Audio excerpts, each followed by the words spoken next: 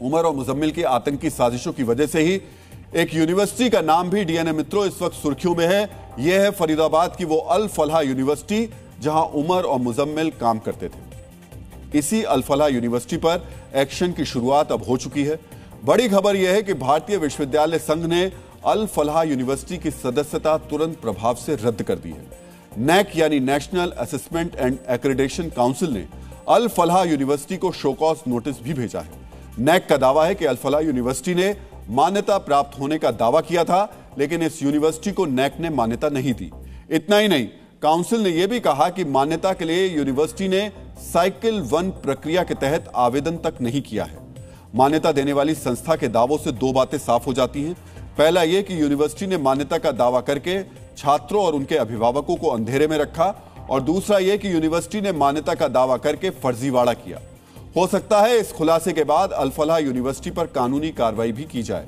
आज भी आतंक के आरोपों से घिरी इस यूनिवर्सिटी से जुड़ा पुलिस एक्शन जारी रहा है। आज हरियाणा पुलिस का बम निरोधक दस्ता भी अल फलाह यूनिवर्सिटी के कैंपस में पहुंचा। बताया जा रहा है कि दस्ते ने यूनिवर्सिटी परिसर और लैब की जांच की। दूसरी तरफ जम्मू कश्मीर पुलिस ने भी यूनिवर्सिटी के पार्किंग में छानबीन की। इस छानबीन में पुलिस को एक ब्रेजा कार मिली, जिसकी जानकारी निकालने पर पता चला कि यह गाड़ी आतंकी नेटवर्क की मास्टरमाइंड कही जा रही शाहीन शाहिद के नाम पर पंजीकृत है। ऐसे में सवाल खड़ा होता है, क्या यह गाड़ी शाहीन शाहिद का करीबी माने जाने वाला मुजम्मिल लेकर आया था, या फिर शाहीन शाहिद ने खुद यह गाड़ी यूनिवर्सिटी में लाकर खड़ी की थी। पुलिस ने अल फलाह के एचआर डिपार्टमेंट में काम करने वाले जमील नाम के शख्स को भी गिरफ्तार किया है।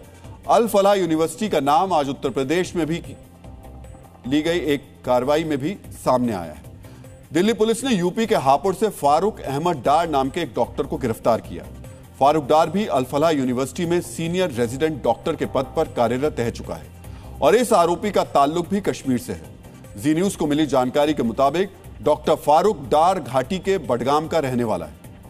डीएनए के 12 नवंबर के संस्करण में हमने आपको बताया था कि कश्मीर में आतंक परस्ती के आरोपों की वजह से निकाले गए एक डॉक्टर निसार को भी अल फलाह यूनिवर्सिटी में सीनियर रेजिडेंट का पद दिया गया था। अब फारूक अहमद डार का नाम सामने आया है।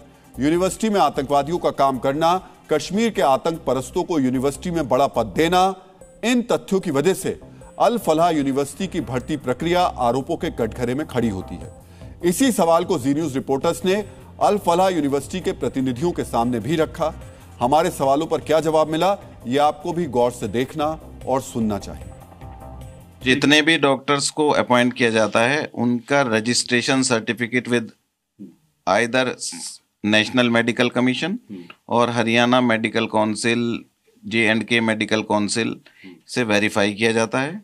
उस वेरिफिकेशन के बाद ही किसी को अपॉइंट करती है यूनिवर्सिटी। तो उसमें कहाँ चूक हुई है, इसके बारे में यूनिवर्सिटी की हमारी वाइस चांसलर साहिबा उस चीज़ को देखेंगी। यूनिवर्सिटी से जुड़े लोग, या यूं कहें कि उनके प्रतिनिधि तो सामने आ रहे हैं, भर्ती प्रक्रिया में हुई कथित कमियों को कबूल रहे हैं, लेकिन एक चेहरा किसी के सामने नहीं आ रहा। यह चेहरा है अल फलाह ट्रस्ट का चेयरमैन जवाद सिद्दीकी। आतंकवादियों की यूनिवर्सिटी में रहने का तथ्य सामने के बाद भी जवाद सिद्दीकी कहीं भी नजर नहीं आया। जवाद सिद्दीकी सामने आए या नहीं, लेकिन अल फलाह यूनिवर्सिटी की मुश्किलें बढ़ती जा रही हैं। जी न्यूज को मिली जानकारी के मुताबिक अब ईडी और EOW यूनिवर्सिटी का फॉरेंसिक ऑडिट करेगी, यानी यूनिवर्सिटी के वित्तीय लेन देन की जांच की जाएगी, ताकि अल फलाह की फंडिंग और खर्चों से जुड़ा सच सामने आ सके। अल फलाह के साथ साथ आतंकी नेटवर्क से जुड़ी जांच एक और यूनिवर्सिटी तक पहुंच गई है। यह है लखनऊ की इंटीग्रल यूनिवर्सिटी, जहां मास्टरमाइंड शाहीन का भाई परवेज काम करता था। दिल्ली धमाके से ही कुछ दिन पहले परवेज ने यहां से इस्तीफा दे दिया था। यूनिवर्सिटीज के साथ साथ एजेंसियों की नजर देश के अलग अलग प्रांतों में मौजूद कश्मीरी छात्रों पर भी है। कश्मीरी छात्र क्यों जांच एजेंसियों के रडार पर हैं, यह समझने के लिए आपको जी न्यूज की इन्वेस्टिगेशन से निकली एक्सक्लूसिव जानकारी बेहद गौर से देखनी और समझनी चाहिए। सूत्रों के मुताबिक ऑपरेशन सिंदूर के बाद जैश ए मोहम्मद ने एक बड़ी साजिश रची थी। इस साजिश का मकसद था जैश के समर्थकों को देश के अलग अलग कॉलेज और यूनिवर्सिटी में प्लांट करना। इन कथित छात्रों को सोशल मीडिया के जरिए ब्रेन वॉश किया गया था। अब एजेंसियां उन कश्मीरी युवाओं को ढूंढ रही हैं जिन्होंने पिछले कुछ महीने में कश्मीर के बाहर स्थित विश्वविद्यालयों या कॉलेज में एडमिशन लिया है, ताकि जैश की इस साजिश को भी नाकाम किया जा सके। अल फलाह यूनिवर्सिटी संगीन आरोपों का सामना कर रही है। हालांकि अब तक जांच पूरी नहीं हुई है, लेकिन एक शिक्षण संस्थान में आतंकी तत्वों की मौजूदगी सामने आने का यह तथ्य पाकिस्तानी इतिहास के एक चैप्टर की याद दिला देता है।